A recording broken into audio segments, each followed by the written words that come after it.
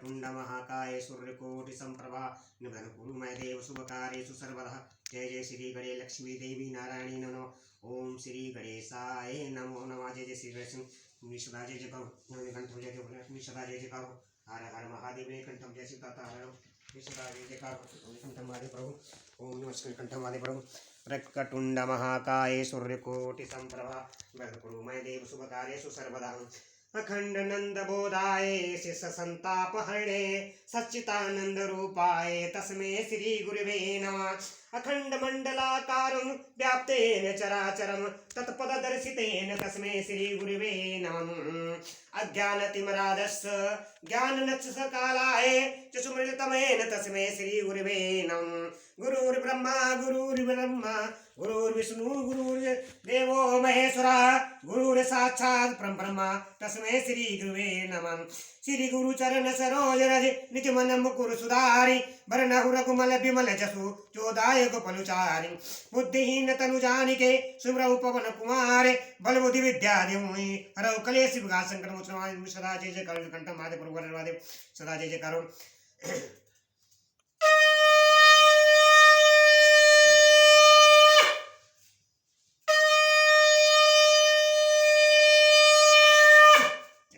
महादेव पूरी सदा जय जय कंठा माता करो सदा जय जय करो। हर हर महादेव पूरी सदा जय जय करो। मैं YouTube चैनल के माध्यम से कल कथा सुनाई थी भगवान शिव की श्रेष्ठता। आज जो मैं कथा सुनाने जा रहा हूँ YouTube चैनल के माध्यम से शिव पूजन की सर्वोत्तम विधि का वर्णन। इस कथा को जो YouTube चैनल माध्यम से सुनेगा लाइक करेगा कमेंट करेगा उससे कलयुग के सारे पाप भाग जाएंगे नष्ट हो जाएंगे। हर हर महादेव पूरी सदा जय जयकार सदा जय जयकार। ब्रह्मा जी कहते हैं कि अब मैं पूजा की सर्वोत्तम विधि बता रहा हूँ जो समस्त अभिष्ट तथा सुखों को सुलभ कराने वाली है। देवताओं तथा ऋषियों तुम ध्यान देकर सुनो।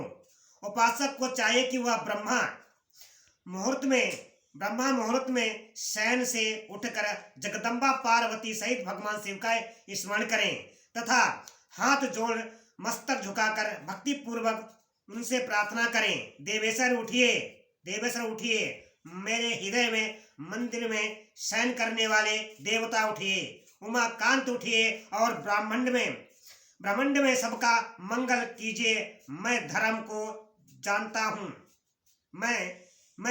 को जानता हूँ किंतु मेरी उसमें प्रवृत्ति नहीं होती है।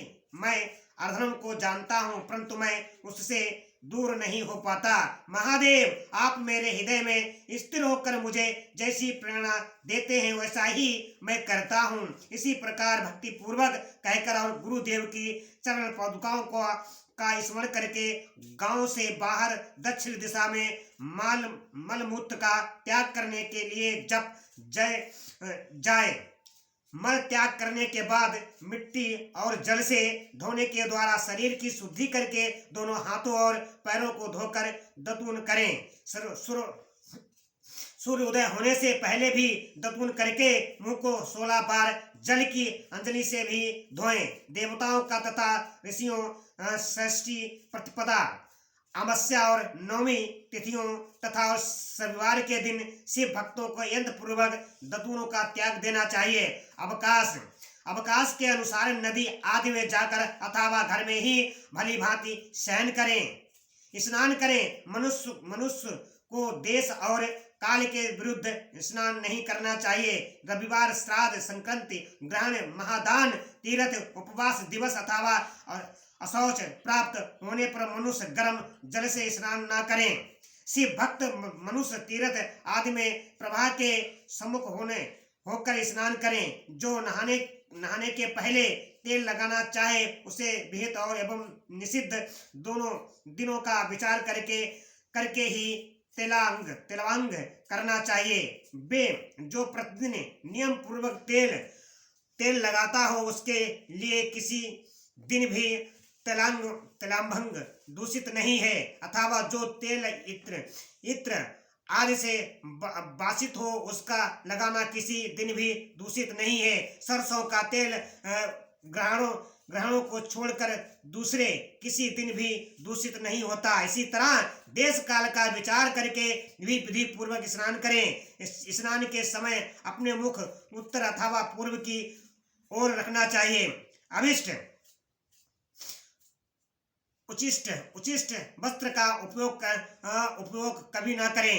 शुद्ध वस्त्र से ही इष्ट देव का संयम पूर्वक स्नान करें। जिस वस्त्र को दूसरे ने धारण किया हो अथवा जो दूसरे के पहनने की वस्तु हो तथा जिसके स्वयं रात में धारण किया गया हो, वह वस्त्र उच्छिष्ट कहलाता है, जिससे तभी स्नान किया जा सकता है जब उसे धो लिया गया हो। स्नान के पश्चात देवताओं और ऋषियों तथा पितरों का भी तृप्तिकरण देने वाला स्नांग तर्पण करना चाहिए।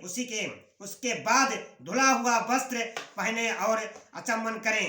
द्विजतमो तदंतर गोबर आदि से लीप पोत कर स्वच्छ किए हुए शुद्ध स्थान में जाकर वहां सुंदर आसन की व्यवस्था करें। वह आसन विशुद्ध काष्ठ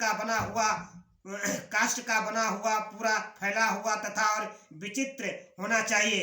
ऐसा आसन संपूर्ण अभिष्ट तथा फलों को देने वाला है। उसके ऊपर बिछाने के लिए यथा योग मृग चरम आदि ग्रहण करें। शुद्ध बुद्धि वाला पुरुष उस आसन पर बैठकर भस्म से त्रिपुंड लगाए। त्रिपुंड से जप तप तथा दान सफल होता है।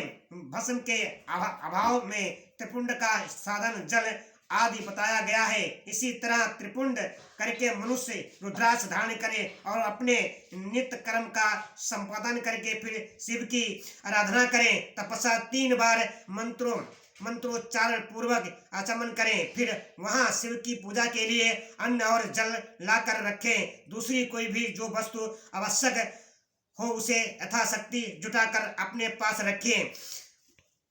इसी प्रकार पूजन सामग्री का संग्रह करके वहां विधि धैर्य पूर्वक स्थिर भाव से बैठें। फिर जल गंध और अक्षर से युक्त एक अद्र पात्र लेकर उसे दाहिने भाग में रखें। उससे उपचार की सिद्धि होती है। फिर गुरु का स्मरण करके उनकी आज्ञा और लेकर विधिवत संकल्प करके अपनी कामनाओं का अलग न रखते हुए पराभक्ति से सब परिवार शिव का पूजन करें। एक मुद्रा दिखाकर सिंदूर आदि उपचारों द्वारा सिद्धि बुद्धि सहित विग्रहारी गणेश का पूजन करें। लक्ष्य और लाभ से युक्त गणेश जी का पूजन करके उनके नाम के आदि में प्रणव तथा अंत में नमः जोड़कर नाम के साथ चतुर्थी विभक्त का प्रयोग करते हुए नमस्कार करें।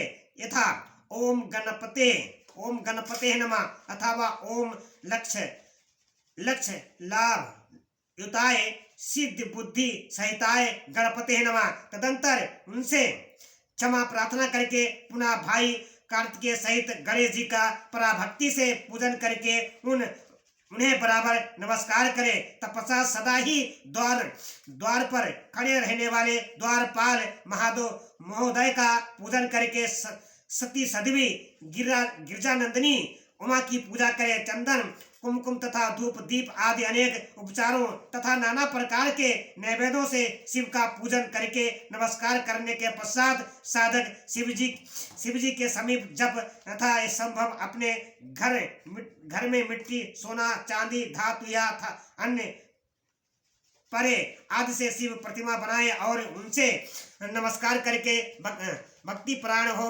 उसकी पूजा करें। उसकी पूजा हो जाने पर सभी देवता पूजित हो जाते हैं। मिट्टी का शिवलिंग बनाकर विधि पूर्वक उसकी स्थापना करें। अपने घर में रहने वाले लोगों को स्थापना संबंधी सभी नियमों का सर्वथा पालन कराना चाहिए।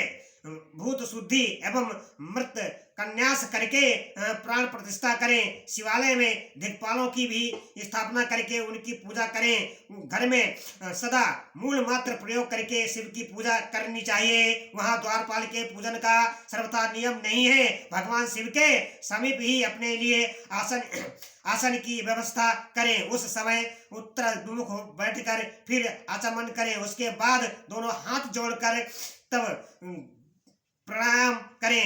प्राणायाम काल में मनुष्य को मूल मंत्र की 10 आवृत्तियां करनी चाहिए। हाथों में 5 मुद्राएं दिखाएं, यह पूजा का आवश्यक अंग है। इन मुद्राओं का प्रदर्शन करके ही मनुष्य पूजा विधि का अनुसरण करें। तदंतर वहां दीप नैवेद्य करके गुरु को नमस्कार करें और पदासन या भद्रासन बांधकर बैठे अथवा उत्तानासन या प्रयांसन का आश्रय लेकर सुखपूर्वक बैठे और पुनः पूजन का प्रयोग करें। फिर अधर पात्र से उत्तम शिवलिंग का प्रश्रय करके मन को भगवान शिव से उत्पन्न अनंत न लें। जाकर पूजा सामग्री को अपने पास रखकर निम्नलिखित मंत्र समूह से महादेव जी का नमन आह्वान करें। आह्वान: कैलास शिखरमं च पार्वती पति पूततम यथार्थ रूपिणी शंभु निर्गुण गुणरूपिणम पंचवक्त्र दशभुजं नेत्रं वृषध्वजं कपूर गौरम दिवांगम चंद्रमौली कपाद्यम व्यग्र चरोदित्य चा जगद गज चमरांभम शुभम वासुक्त दीपा तिरंगम पिनाक धाद्युता साधिनतम सिद्धो श्रोचा ग्रहो रमते निरत्नम जय जयति सदेव सवेतम भक्ति भुज कहे तेजसः दुसदेहनम दुर्लक्ष्य देविसेतम शरणं सर्वसातनं प्रसन्न मुख सक पंकजं वैद्यसरसत्तदिग्रप विष्णु वाहनतं सदा भक्तवत्सलमानंद शिव वाम हयम्बम। जो कैलाश के शिखर पर निवास करते हैं पार्वती देवी के पति समस्त देवताओं से उत्तम है, जिनके स्वरूप का शास्त्रों में यथावत वर्ण किया गया है, जो निर्गुण होते हुए भी गुण रूप है, जिनके 5 मुख 10 भुजाएं और प्रत्येक मुखमंडल में 3 नेत्र हैं, जिनकी ध्वजा पर वृष का चिन्ह अंकित है, अंग कांति कपूर के समान गौर है, जो दिव्य रूपधारी और चंद्रमा रूपी मुकुट से भी शोभित तथा और सिर पर जटाजूट धारण करने वाले हैं, जो हाथी की खाल पहनते और व्यग्र चर्म ओढ़ते हैं, जिनका स्वरूप शुभ है, जिनके अंगों में बासुकी आदि नाग लिपटे रहते हैं, जो पिनाक आदि अशुद्ध धारण करते हैं, जिनके आगे 8 सिद्धियां निरंतर नृत्य करती रहती है। भक्त समुदाय जय जयकार करते हुए जिनकी सेवा में लगे रहते हैं। दूसरे तेज के कारण जिनकी ओर देखना भी कठिन है, जो देवताओं से सेवित तथा संपूर्ण प्राणियों को धारण कर शरण देने वाले हैं, जिनका मुखार बिंद प्रसन्नता से खिला हुआ है। वेदों और शास्त्रों ने जिनकी महिमा का यथावत गान किया है, और विष्णु ब्रह्मा भी सदा जिनकी स्तुति करते हैं, तथा जो परमानंद स्वरूप है, उन भक्त वत्सल शंभु शिव का आह्वान करता हूँ। इसी प्रकार शिव का ध्यान करके उनके लिए आसन दें। चतुर्यंत पद से ही क्रमशः सब कुछ अर्पित करें। यथा संभाय सदा शिवाय नमः आसनम समपामि इत्यादि। आसन के पश्चात भगवान शंकर को पद और अर्घ्य दें। फिर परमात्मा शंभु को आचमन कराकर पंचरमत संबंधी द्रव्यों द्वारा प्रसन्नता पूर्वक शंकर को स्नान कराएं। वेद मंत्रों से अथवा समर्थ और चतुर्यंत नाम पदों का उच्चारण करके भक्ति पूर्वक यथा योग समस्त द्रव्य भगवान को अर्पित करके करें। अभिष्ट द्रव्य को भी शंकर के ऊपर चढ़ाएं। फिर भगवान शिव को वरुण स्नान कराएं। स्नान के पश्चात उनके श्रीअंगों से सुगंधित चंदन तथा अंग द्रव्यों का यंत्र पूर्वक लेप करें। फिर सुगंधित जल से ही उनके ऊपर जलाधार गिराकर अभिषेक करें। वेद मंत्रों साष्टांग तथा शिव के 11 नामों द्वारा यथावकाश जलाधारा चढ़ाकर वस्त्र से शिवलिंग को अच्छी तरह पोंछे।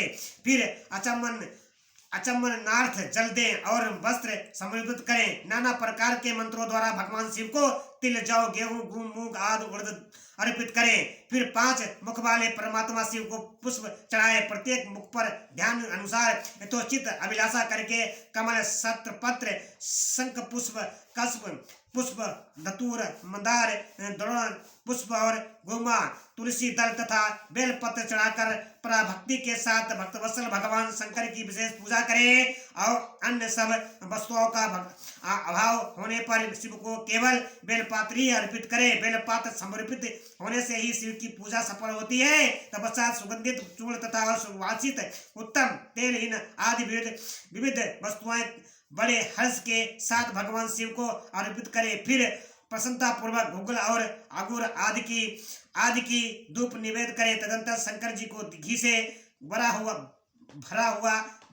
दीपक दें। इसके बाद निम्नलिखित मंत्र से भक्ति पूर्वक पुनः अधर दें और भाव भक्ति से वस्तु द्वारा उनके मुख का वर्जन करें।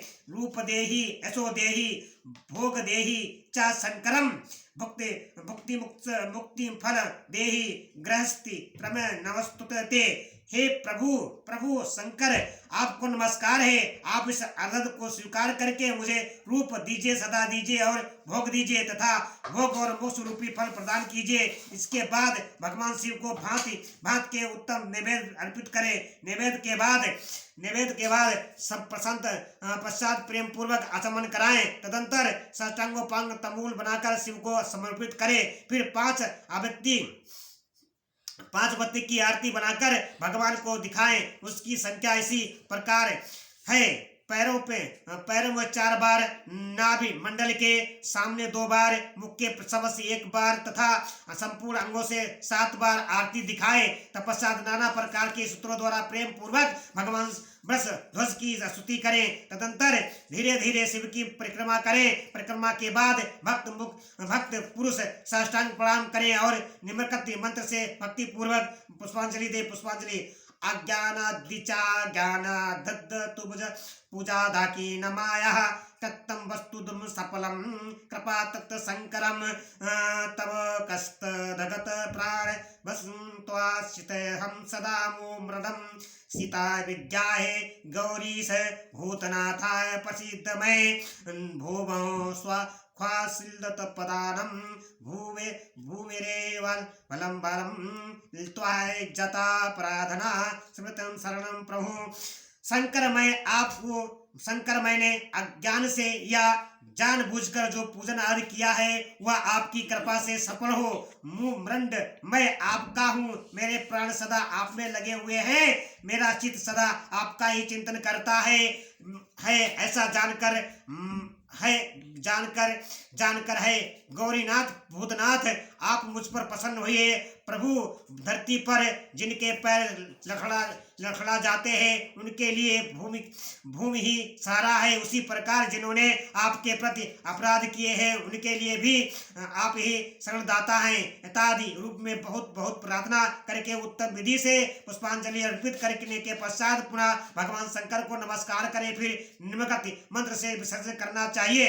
विसर्जन स्थानम गच्छ देवेश परिवारुतः प्रभु पूजा काले पूर्णतः ततोद्गंत व्यामदार्थं। देवेशेर प्रभु, अब आप परिवार सहित अपने स्थान को पधारे। नाथ, जब पूजा का समय हो तब पुनः आप यहाँ सादर दर्पण करें और इसी प्रकार भक्त वत्सल शंकर की बराबर प्रार्थना करके उनका विसर्जन करें और इसी जल को अपने हृदय में लगाए तथा और मस्तक पर चढ़ाए। ऋषियों इसी तरह मैंने शिव पूजन की सारी विधि बता दी जो भोग और मोक्ष देने वाली है। अब और क्या सुनना चाहते हो? जय बोला तुम सदा जय जयकारो। हर हर महादेव, तुम सदा जय जयकारो। नीलकंठ महादेव प्रभु।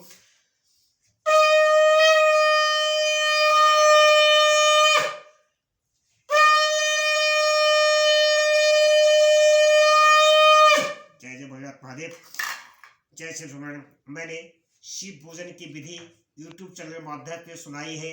भक्तजनों, इसको आप भी सुने और आगे भी शेयर करें, लाइक करें, कमेंट करें। इस कथा को जो भी सुनेगा लाइक करेगा, कमेंट करेगा, उसके कलयुग के सारे पाप भाग जाएंगे। हमारा मनुष्य जीवन बहुत कठिन से मिलता है, व्यर्थ मत गमाइए अपने सारे हिंदू धर्म सनातनियों, भक्ति में ध्यान लगाइए। जय जय भोलेनाथ, तुलसी सदा जय जयकार, हर हर महादेव, तुलसी सदा जय जय, कंठ महादेव, तुलसी सदा जय।